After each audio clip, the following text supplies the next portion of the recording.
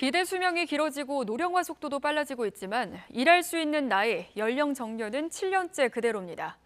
현대차 등 일부 기업에서는 정년을 연장해야 한다는 목소리도 터져나왔는데 우리나라에서도 정년 연장 논의가 본격화될지 주목됩니다. 박기환 기자입니다. 올해 임금 협상을 시작한 현대차 노사. 특히 노조는 몇 년째 제자리 걸음을 반복한 정년 연장에 사활을 걸었습니다. 정년 연장 신규 채용으로 노동 중심의 산업 전환이 될 수 있도록 사측에 강력하게 요구합니다. 강력한 힘으로 당당하게 쟁취하겠습니다. 2033년부터 국민연금을 받을 수 있는 나이가 만 65세로 늦춰지는데 60살에 정년 퇴직하면 당장 5년 가까이 소득 공백이 발생해 생활고에 시달릴 수밖에 없다는 주장입니다.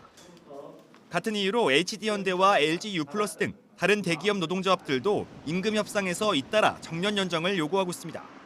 하반기 목표로 고령화 시대를 극복하기 위한 정년 연장을 반드시 현실화시켜내고 실제 동국제강의 경우 2년 전 노사 협상을 통해 정년을 1년 연장한 데 이어 내년부터는 62세까지로 정년을 더 늘리기로 했습니다.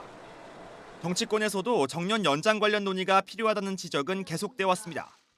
장기적으로 노동시장 여건이 성숙될 경우 직무 중심 임금 체계 개편을 전제로 계속고용 제도화 방안을 마련해 나가야 합니다. 우리보다 빨리 노령사회에 들어선 일본에서는 지난 2012년부터 사실상 65세까지의 계속고용을 보장하고 70세까지의 취업 기회도 사업주가 보장할 의무를 가지고 있습니다.